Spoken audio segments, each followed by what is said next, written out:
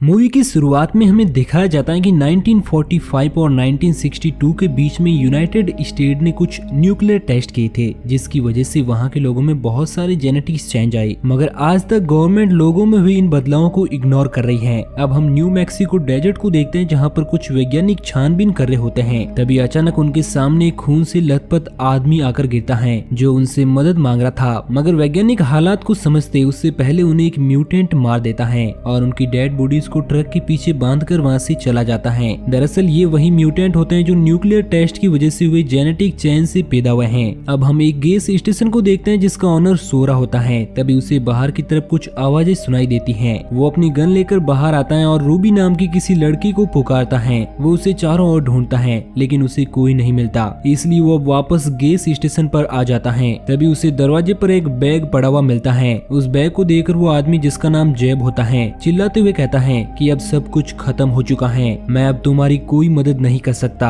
थोड़ी देर बाद वो दोबारा बाहर आकर उस बैग को अंदर ले जाता है। उस समय कोई उसके पीछे से गुजरता है। जब वो बैग को खोलता है तो उसमें काफी सारी एक्सपेंसिव चीजों के साथ साथ एक बॉक्स में किसी का कटा हुआ कान भी होता है। एक पर्स में एक लड़की का फोटो भी होता है। इसका मतलब ये बैग और कटा हुआ कान उस फोटो वाली लड़की का है। और जैब उन म्यूटेंट के लिए लोगों को उनके जाल में फंसाता है और उसी के बदले में उसे ये एक्सपेंसिव चीजें मिलती हैं। अब स्टेशन के बाहर एक गाड़ी आकर रुकती है। उसमें एक फैमिली होती है जो सैंटिगो जा रहे हैं। उस फैमिली में आदमी का नाम बॉब होता है और उसकी वाइफ का नाम एथल होता है। साथ ही उनके 3 बच्चे होते हैं, जिनका नाम ब्रेंडा, बॉबी और लीन होता है। लीन का हस्बैंड भी साथ ही में होता है, जिनकी एक छोटी बच्ची कैथरीन होती है। इन सभी के साथ 2 जर्मन डॉग ब्यूटी और बीस्ट भी होते हैं। गैस स्टेशन से फ्यूल भरवाने के बाद जब वो आगे निकल रहे थे, तभी जैब उन्हें एक शॉर्ट रास्ते के बारे में बताता है, जो कि पहाड़ियों के बीच में से जाता था। मगर मैप में उस सड़क का कोई निशान नहीं होता है। अब टाइम बचाने के चक्कर में वो लोग उस रास्ते की ओर निकल जाते हैं। कुछ दूर आगे जाने पर रास्ते पर लगे लोहे के कांटों की वजह से उनकी गाड़ी पंक्चर हो जाती है और वो पत्थर से जा टकराती है, जिसकी वजह से वो दोनों डॉग वहाँ से भाग जाते हैं। बॉबी उन्हें लाने के लिए उनके पीछे जाता है। बॉब कहता है कि शायद ज्यादा गर्मी की वजह से उनकी गाड़ी का टायर पंक्चर हुआ है, मगर हकीकत कुछ और होती है। वो इलाका पूरी तरह से सुनसान होता है। दूर दूर तक कोई इंसान नहीं दिख रहा था। जब बॉबी अपने डॉग को लाता है तो कोई उसे छिपकर चेस कर रहा होता है। अब उन्हें वहाँ से निकलने की कोई उम्मीद नजर नहीं आ रही थी। तब बॉब कहता है कि मैं यहाँ से पैदल चलकर उस गैस स्टेशन तक जाऊंगा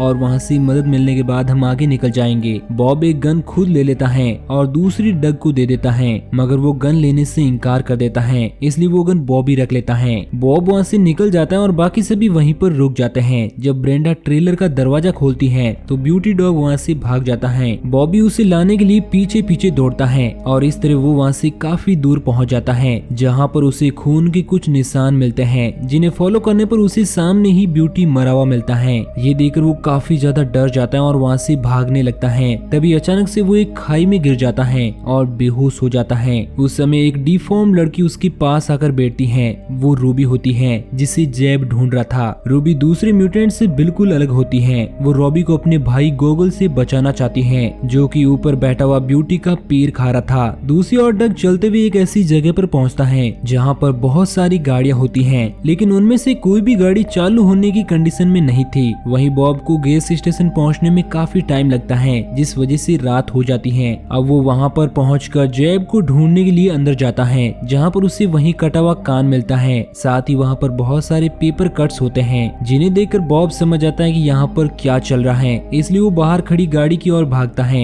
तब उसे जैब दिखता है। वो उसके पास जाकर अपनी गन जैब पर तान देता है, मगर तभी जैब खुद ही अपनी गन से सुसाइड कर लेता है। ये देखकर बॉब काफी ज्यादा डर जाता है और भागते हुए गाड़ी में बैठता है, मगर उसी गाड़ी में एक म्यूटेंट होता है जो बॉब को पीट पीट कर घायल कर देता है और उसे लेकर वहाँ से निकल जाता है। दूसरी ओर बॉबी अभी भी बेहोश होता है, इसलिए ब्रेंडा उसे ढूंढने के लिए वहाँ से निकलती है। रूबी अभी तक उसके पास बैठी होती है। तभी उसे ब्रेंडा की आवाज सुनाई देती है, इसलिए वो वहाँ से भाग जाती है। ब्रेंडा बॉबी को वापस ट्रेलर में ले आती है, जहाँ पर बॉबी उन सभी को कुछ भी नहीं बताता। तभी ट्रेलर के बाहर कुछ हलचल होती है। बॉबी उन सभी को अंदर ही रहने को कहता है और खुद गन लेकर बाहर जाता है। वहाँ पर डग होता है जो उसे बताता है कि ये रोड कुछ ही दूरी पर आगे खत्म हो जाती है, यहाँ पर कोई भी शॉर्ट रास्ता नहीं है, और कहता है कि अगर 12 बजे तक बॉब वापस नहीं आया तो हम सभी उसे ढूंढने जाएंगे। अब सभी लोग सो जाते हैं। डग और लीन कार में ही सोते हैं और बाकी सभी ट्रेलर में सोते हैं, मगर बॉबी अब भी जगा हुआ था। जब वो बाहर बीस्ट को ढूंढने जाता है तब उनकी आर्मी में एक प्लूटो नाम का म्यूटेंट म्यूटेंट घुस जाता है जो कि ब्रेंडा को मारने लगता है। ये सीन बाहर खड़ा बॉबी देख लेता है, इसलिए वो डग और लीन को जगा कर सब कुछ बताता है। वो दोनों बाहर आते